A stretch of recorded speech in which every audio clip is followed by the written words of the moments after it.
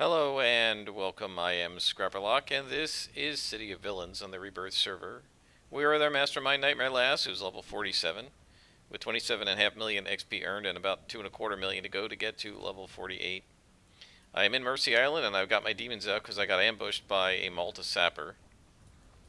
I think we took him out, and I don't see any others, so we will head to our guy. I was coming over here to talk to this guy, and suddenly got ambushed. This is my third or fourth time switching zones, so I didn't really expect it to happen at this point, but I guess that's when the ambush caught up to me. There's only one white con, so um, I kind of wish the ambushes would respect the mission difficulty setting, but I don't think they do. Alright, so we are on a story arc for Vernon von Grun, where we stole a device, and now we're getting the device to Dr. Creed, who says, "Why, yes, Nightmare Lass, I did receive that package. Remember, we went to the Malta and we switched the address labels, and one of the addresses was to here. I did receive that package. Vernon von Grun told me to expect it. Vernon and I did have a falling out, but I still respect him. He was so intent on keeping his useless and unnecessary skull. Skull? But perhaps I was too hard on him. I guess he was trying not to be killed, or I don't know. Unless he had a skull like poor Yorick. I knew him, Horatio. But perhaps I was too hard on him. He should have become a full-fledged mad scientist long ago, and I've always felt that perhaps if I had been willing to accommodate his pro-cranial eccentricities, he must be collecting skulls, he might have been there today. So I am glad to know that he is still trying. I think that having a respected and feared villain like yourself aiding his schemes will help Vernon finally break through. And look at you. I remember seeing you run around Mercy Island committing unspeakable acts of mayhem and violence. How often I thought back. Then either you would go far, or the dissection of your body would prove most interesting. And while there's still time for the latter, I'm glad to see that you've done very well. So now we need to talk to Vernon and see what happens. So, at last, now there is only one last thing I need, one last component. Unfortunately, it is being held by the longbow at a heavily fortified island base, but that shouldn't be any obstacle to you. Yep.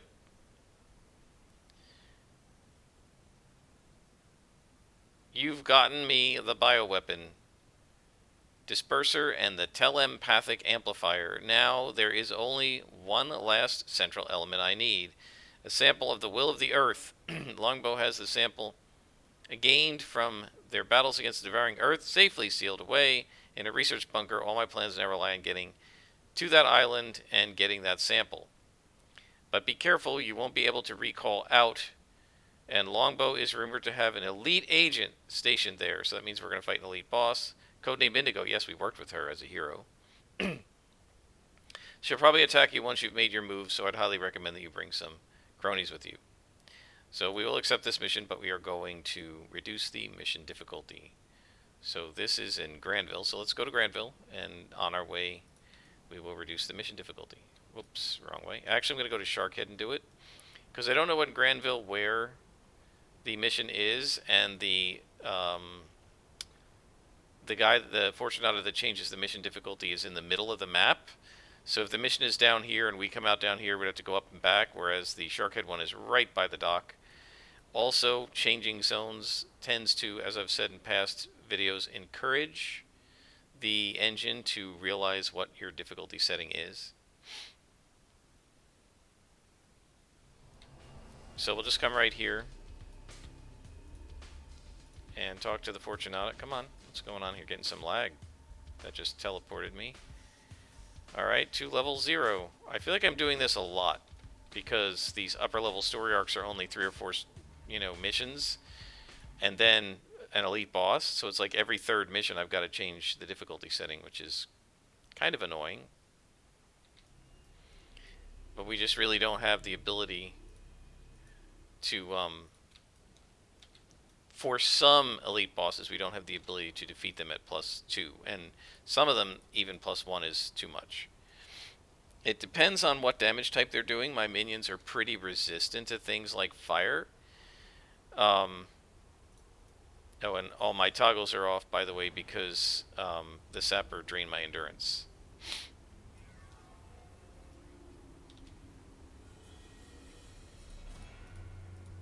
Yeah, Malta Sappers are probably one of, if not the most hated enemy in the game by most players.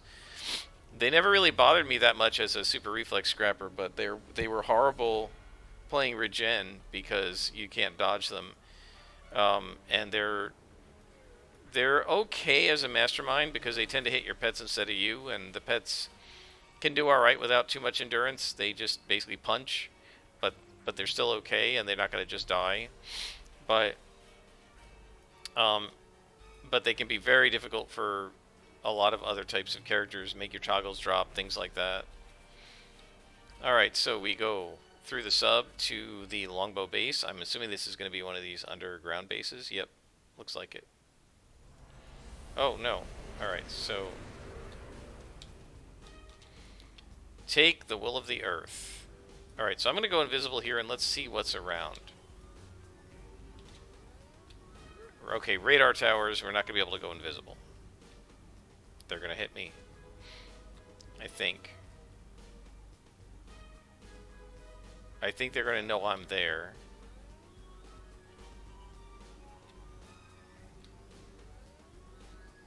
Last time I was near a ship, the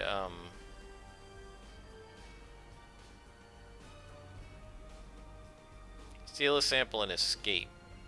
Yeah, so my concern with this is we're going to have to come back here.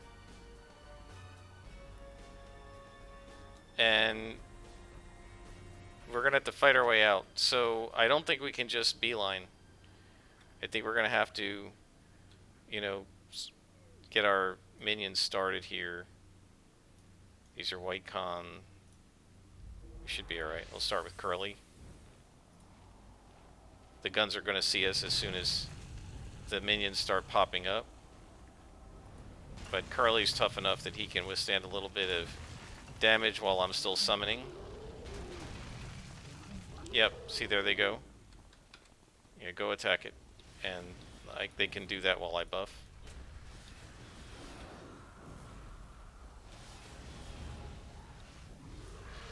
So this may be the only mission that we do in this episode, because this is probably going to be a super long one. Because I think if we have to come out this way, I don't want to be trying to fight these things on the way out while Indigo's chasing us or something. I just don't know what's going to happen in this mission. As I've said before, this is the highest level villain I've ever gotten. And once we get to level 48, this character will have beaten all but 2 of my live characters, my live tanker, Comet Flare, and my live martial arts scrapper Fractal. And we'll be in sort of 5th place of all the characters I've ever made, behind those 2 and the scrapper and stalker I've done since City of Heroes came back.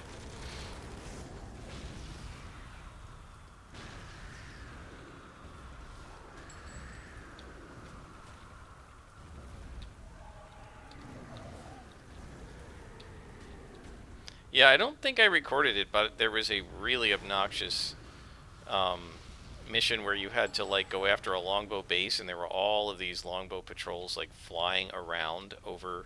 It was a ship, and there were all these longbow patrols flying around over the ship, and you really couldn't avoid them. And they were all in the air, which was super frustrating because the minions can't fly, and it was just a real struggle to deal with them. Yeah, like, it wasn't hard, it was just annoying. Gun. Kill the gun. Don't fight the objects, kill the gun. The objects can't do anything to you. Now it would be really cool. I don't think there's any mechanism in the engine to do this, but it would be really, really cool if later in the mission, there were like regular longbow guys who could get into these things and fly and like become lieutenants. And if you don't destroy them now, you're gonna have to fight them later. That would be kind of cool. And so you kill them on the ground, but there isn't any mechanism for that. What else do we have here? These are just objects. We don't really need. Come on, guys. We don't really need to do that.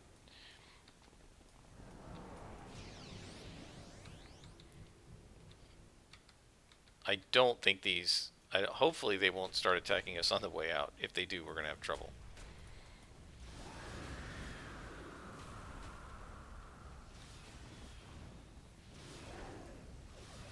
The white cons are no issue. They just can't. They just can't really do anything to us. For minions, it really needs to be orange cons to challenge us.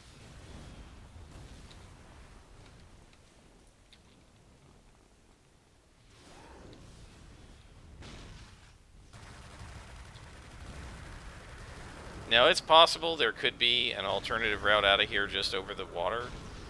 But, like, I don't trust it. I'm just not sure what kind of ambushes we're going to face. So, I just figure it's just smarter to do what they wanted us to do and fight our way in. So that everything is cleaned out. And it shouldn't take super long, given that this is all white cons. What are you guys doing? Come on. What takes them so long?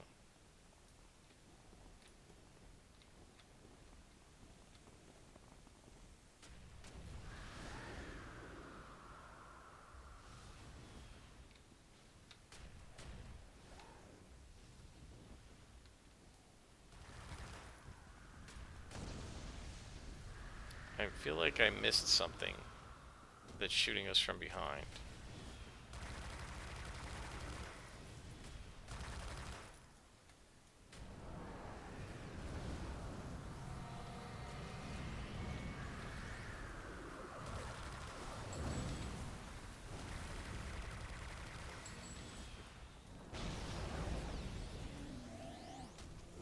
Thought I was getting shot at from over there, but apparently not.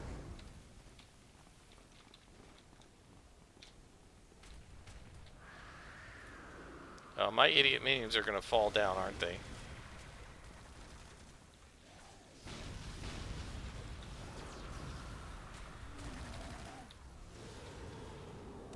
I just love this kind of map with my minions, because they're just gonna fall through all the cracks.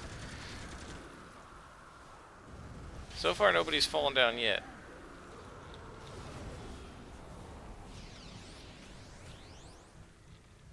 So it's not too bad, but that's better than I expected.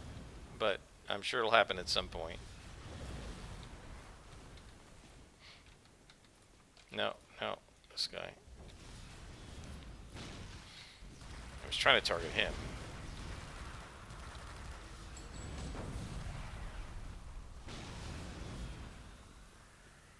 I always try to get the spec ops first because they can disappear and they're a little annoying. I guess it doesn't matter against white cons.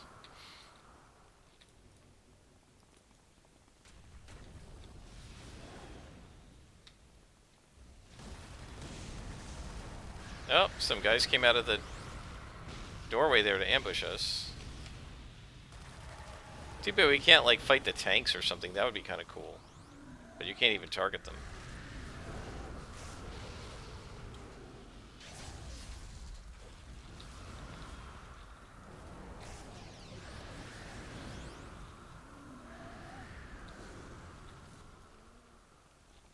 Yeah, that made me look for a second. One of the minions was standing here and shot a fire blast, and I was like, is that a flamethrower tank attacking me? No.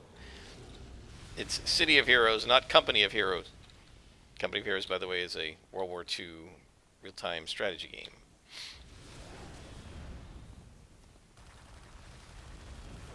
That's a fun game. I used to enjoy that game.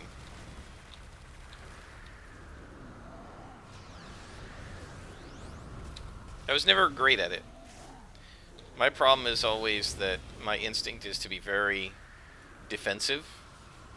And in that game, you really need to be aggressive and be on the offense all the time. And You know, there's a good reason for that. That's what won World War II, was being mobile and being on the attack.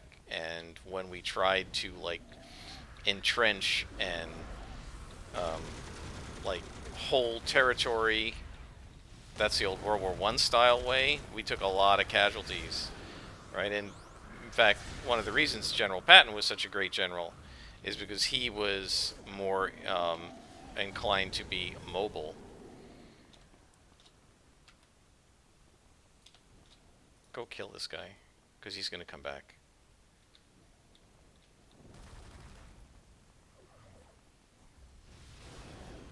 And let's kill these guys just so that they don't get involved in whatever ambush comes later.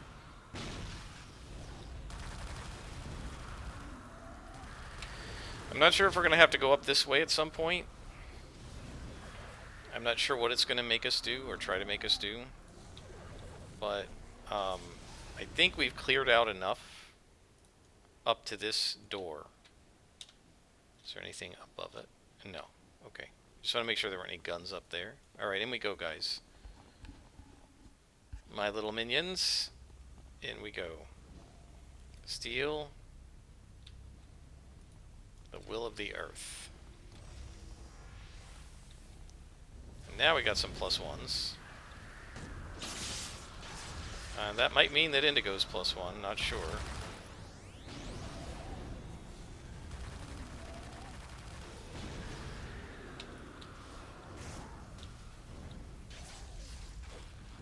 Doesn't seem like a very big map. Actually very tiny. Oh, there's an elevator. Alright, so it could be large underneath. Alright, to the next level. There could be up to 5 of these levels, I guess. But no, it looks like it's just right here. You know, what's the point of that? Why not just make that other level a little larger? So the question is, guys, you need to stay back. The question is she here? Or is she going to come later? If we get ambushed by her, I might not have the opportunity to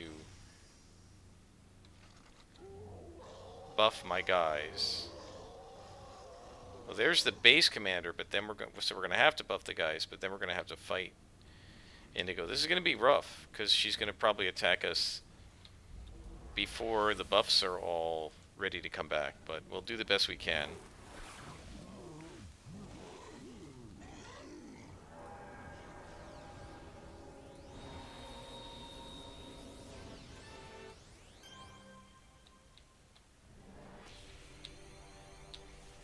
Teleport this guy out. The boss may come, but that's alright. We have all our buffs going.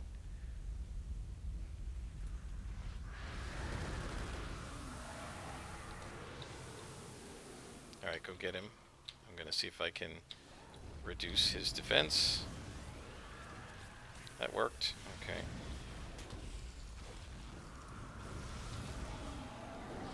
Yeah, he's going to be hard to hit, so we'll give Curly and Mo some extra buffs. I don't want to use them all up because we're going to have to fight Indigo.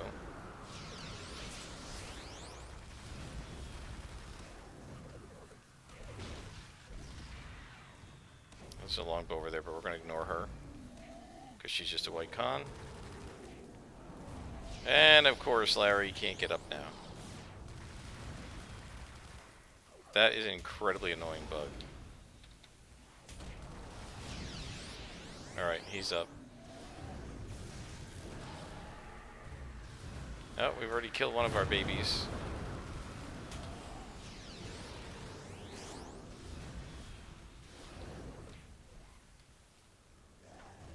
Come on, guys. Get him.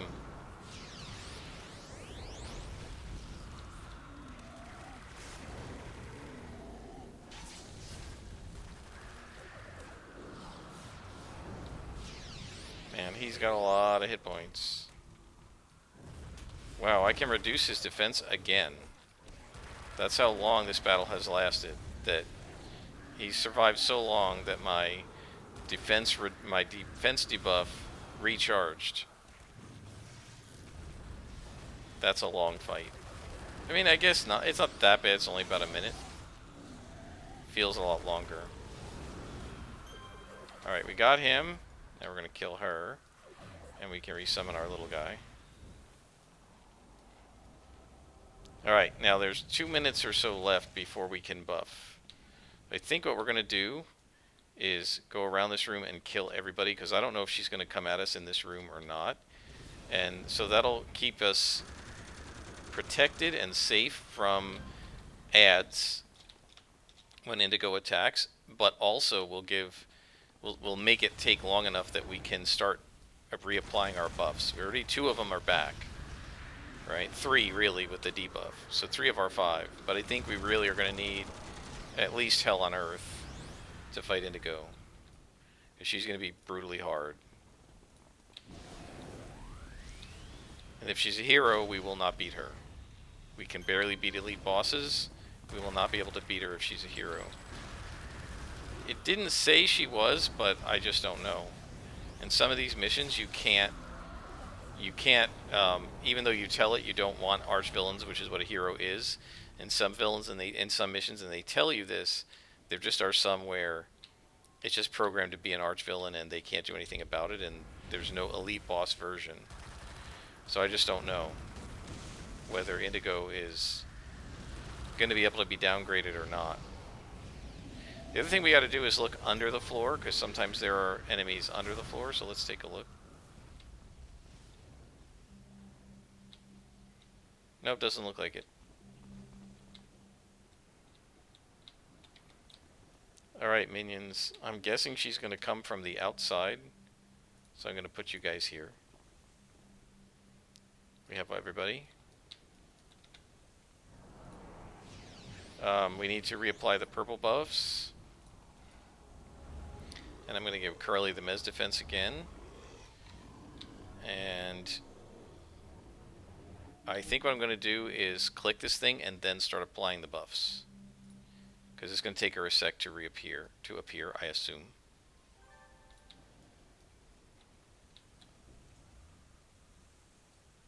Reward merit. So find the mission, exit. Alright, let's buff our guys. I don't know when she's going to show up, so this could be a waste. But I think we've got to start, because she's going to come in at some point, probably when we get out of here. And I'd rather have the buffs running.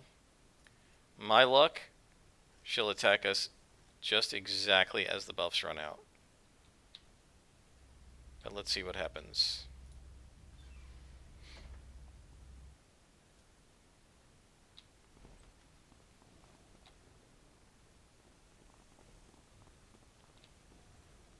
We're going to just go back the way we came.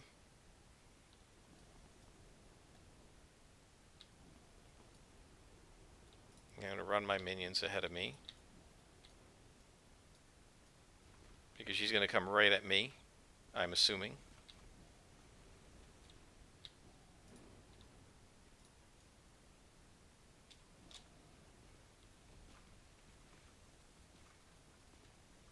See, he fell down this time. Yep, Curly, you're such an idiot.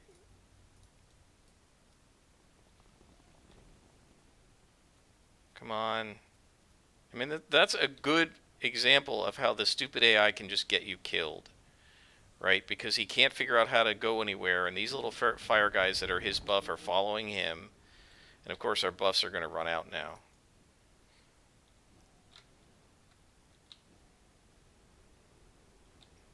And I hate that these objects are targetable, because then if you're trying to tab target to find Indigo, you can't.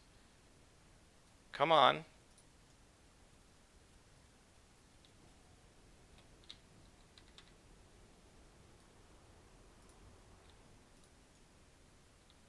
I don't want them attacking these things.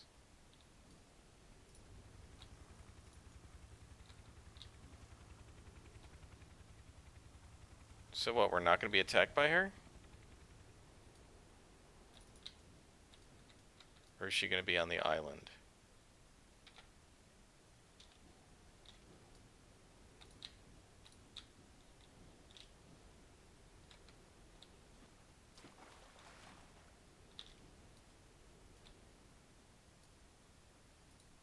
Come on, guys. Look how slow they are. Oh my god. Well, we didn't get ambushed. I'm kind of disappointed by that. I thought that was what we were going to do. But alright, we have completed that story arc.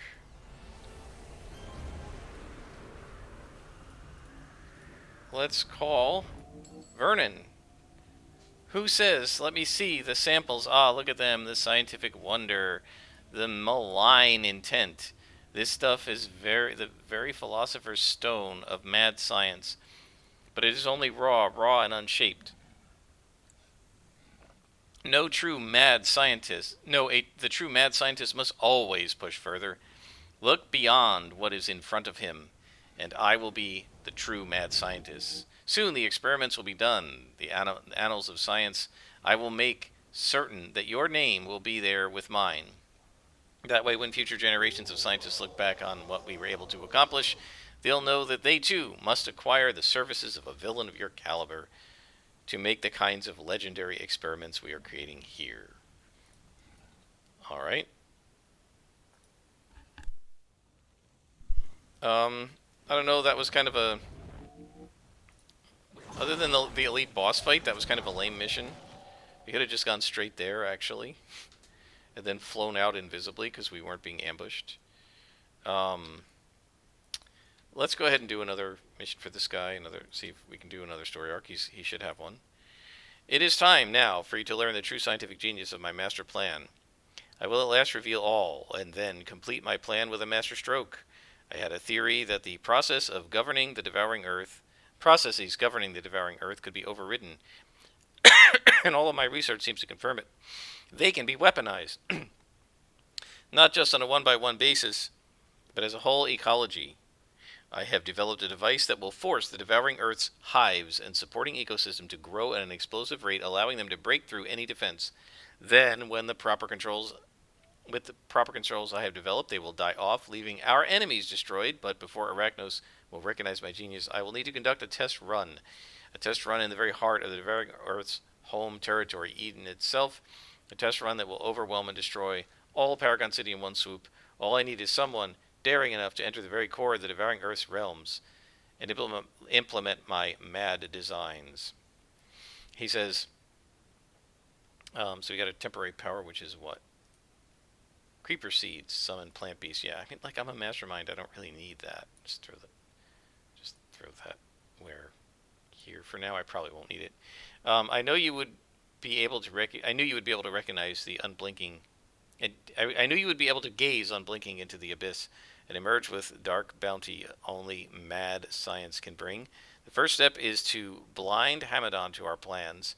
To do that, you must destroy 15 hive spires that the Hamadon uses both to communicate with its creatures and to drink the water it needs. With the spires destroyed, we will have some time before the Hamadon can even comprehend what's happening, much less move to stop us. You may also want to take this opportunity to examine the area. You'll be going back several times. Okay, so this is, we made one map and you're going to go on the map multiple times because we're too lazy to make more than one map. And before you go, please take my latest creation with you, creeper seeds. Blah, blah, blah. They'll make plant beasts. Yeah, I'm just going to remove them. No, I always click that instead of remove. Let's see. First, I'm going to change the mission difficulty. So that's actually going to be out of the way and coming back. So I will pause it here, and when we're ready to go back into the mission, I will bring you back. Alright, we're back. I'm going to teleport to the mission doors since this will be the final mission of this episode. So we don't have to worry about this. You know, you can only do it once every 3 hours or something. Or every 2 hours. Alright, let's head inside. Not sure what we're going to find. This presumably is an outdoor mission. On, I guess, a smaller version of the Eden map, I suspect. Wow, okay. There are the spires, and I guess we're going to have to fight things. Boulders, yep, okay, let's summon our pets.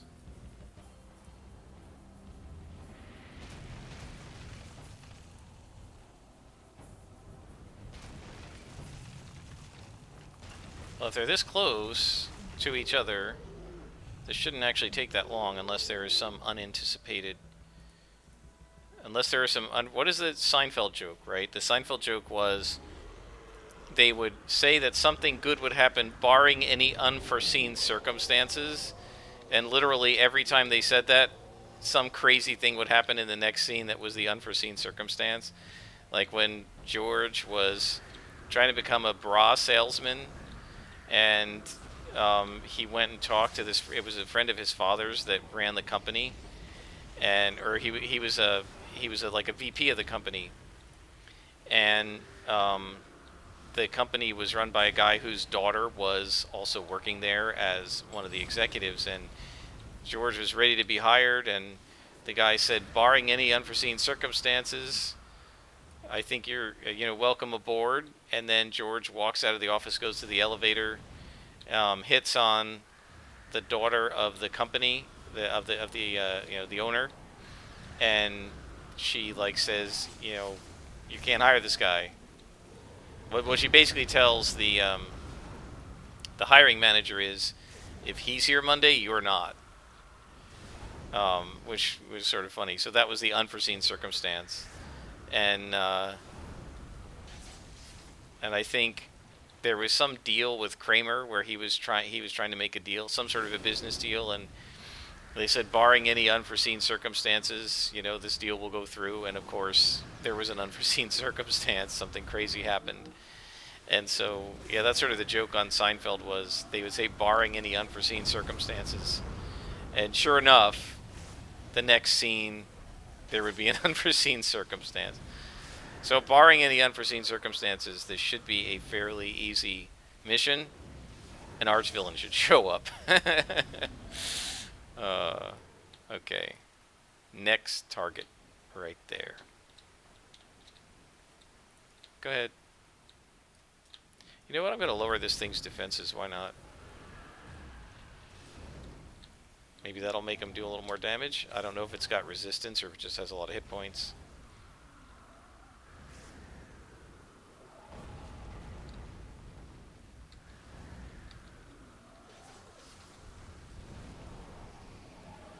So this is your typical, I don't know why I hit that. This is your typical object mission where the objects have like more hit points than a boss. But if there aren't any enemies to fight while you're pounding on the object, there's really no point. You could just make it a glowy to click. Right? The whole reason behind an object that takes this many hit points to destroy and is stationary and can't fight back, and so it's just taking time as a time sink. The main reason this should be designed this way should be that we're fighting off Devouring Earth as we're trying to kill this thing. That would be a challenge. But just sitting here blowing up 15 things that have an insane amount of hit points that can't hit back is just silly. There should just be 5 of them. There's like no point to all this. I don't know. I feel like, these higher level missions, not well designed. Especially on the villain side. I missed one back here, didn't I? Right there. Okay. Yeah, so this mission is going to be long just to be long. Right? It's not hard. It's just long to be long. There's no bosses in here. Maybe there's one Greater Devoured somewhere that I probably don't have to fight in order to destroy all the spires. Right, so, okay, let's just make it be 15, because 15 is more than 10, and 10 is more than 5. And I guess they thought 15 would be harder, but it's not, because you don't even have to fight anything to defeat them.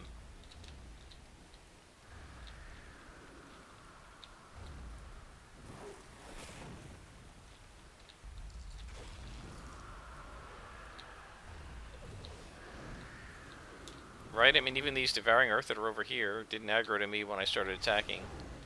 I mean, these things should have spawned with enemies defending them or something. And if they're not going to do that, then just make it click glowies. Right? Because this is just a waste. It's just making it take longer. It's not actually making it any harder. It is unfortunate that there was a design philosophy by some of the developers, I'm not sure which ones, that longer equals harder. And so when they were trying to make stuff seem hard, they just made it long.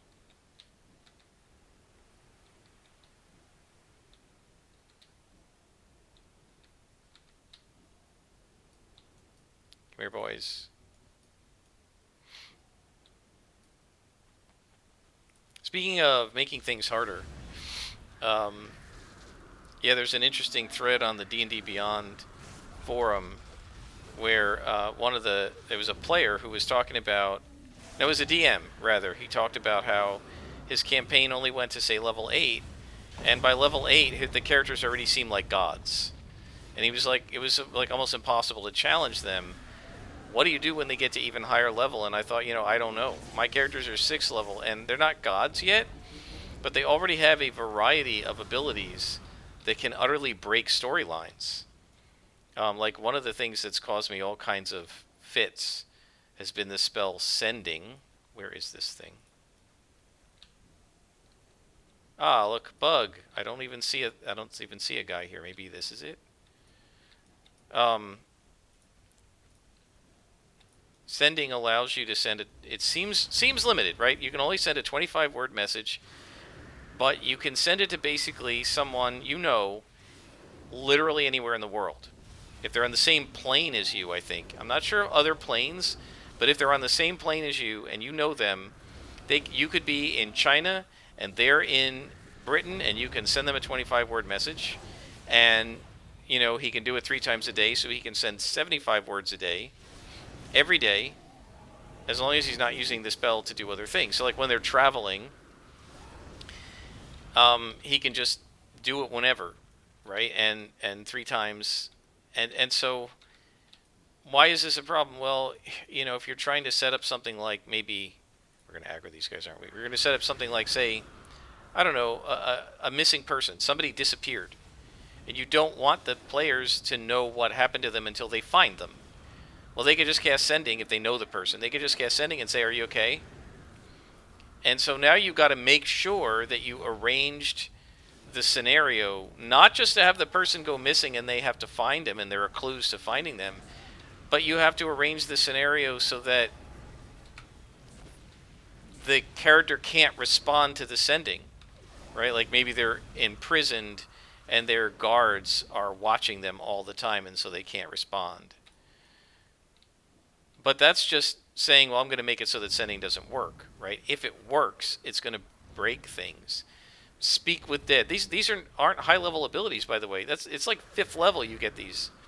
Speak with dead. Well, good luck doing a murder mystery. All you got to do is go to the dead body, wake it up with Speak with Dead, and say who killed you. So now you've got to come up with not only a murder mystery, but a method of death that makes it so that the victim could not have known who the killer was or suspected it. So that you have to keep the players honest, so that they still have to solve the mystery legit. You have to make sure that you design a mystery that that can't be solved by just asking the dead guy who killed you. Now, it's possible to do. The guy was stabbed from behind and didn't see who killed him, sure. But you better make sure you know that spell is there and account for it, because if it's just somebody who was killed in bed by their spouse, they're going to be able to tell you that. And that's the end of the mystery. You get to higher levels, there's a spell called Commune, where the cleric can ask 3 yes or no questions from their deity, and the deity is supposed to answer truthfully if at all possible, although the deity may not know the answer to some things, right? So now you can go to your god and say, is this true? And the deity's, using its near omniscient abilities, is supposed to tell you the truth, right? So like in my game, in my campaign, there are things about the gods, the sort of their older gods who are gone, the Titans, and the younger gods who are currently in power. And I don't want the players to know all about the elder gods until later in the campaign. But at 7th level, which is 1 level from where they are now, the cleric could just commune with his god and say to Apollo, were there Titans? Did you guys usurp power from the Titans? And are the Titans trying to come back? And the answers to those questions will solve a whole bunch of mysteries of the campaign, right? Which is something I, story-wise, wanted to wait until they were higher level for them to find out. So it's just like, well, I'm just going to have to answer it truthfully, and it's going to have to come up earlier. All right, I'm aware of it, so maybe I can account for it, but some of these things you just can't prevent from breaking a classically designed story. What is it, by ninth level, I think? Or 10th or 11th level, they have teleport. And now they can like go wherever they want in the world. They start getting banishment where they can just banish somebody for a minute to another plane of existence. Doesn't sound that bad. But you have like this big bad evil boss and his 4 or 5 minions that together are going to be a fight. Banish the boss, kill the minions evilly, and then when the boss comes easily, and then when the boss comes back, they fight him by himself with no minions to help him. So you turn one tough battle into 2 easy battles. Almost impossible to stop. He fails his saving throw. You can't stop it. Now, again, you could write into the villain, this villain is immune from banishment. But now you're just saying to the players, I'm banning the game, spell banishment from the game because it's too powerful, right? Same with teleport, same with speak the dead with the dead. I mean, I've already banned wish because that's insane, and once they can do that, they could just wish the bad guy dead. What's to stop them? Right? Wish the Roman Empire doesn't fall. What's to stop it? Now, classically with wish, you had to word it very carefully, and if you didn't word it carefully, you could end up with a wish that you were sorry about, right? Be careful what you wish for, it just might come true. But for a lot of these spells, they are literally story breaking, especially if you don't know that they're there, which when you're like a new DM or when you're DMing at a level for the first time, like I knew about the spell sending. I'd seen it used on one of the D&D TV shows, but I completely forgot that my cleric had access to it and he hadn't normally prepared it. And then the one night he's like, I'm going to prepare sending. And I was like, oh crap. I wasn't ready for that. And I mean, I should have been, but they had just hit the level where he could do it. And now he's, casting spells. For example, he has an uncle. This is part of the game. I said you can create a character that for one that can help you out for each +1. You get one character for each +1 to your charisma. It's called I Know a Guy. And he came up with an uncle that could that was a trader and a salesman, and the uncle could give him magical spell components and maybe find him a spell scroll or two. Okay.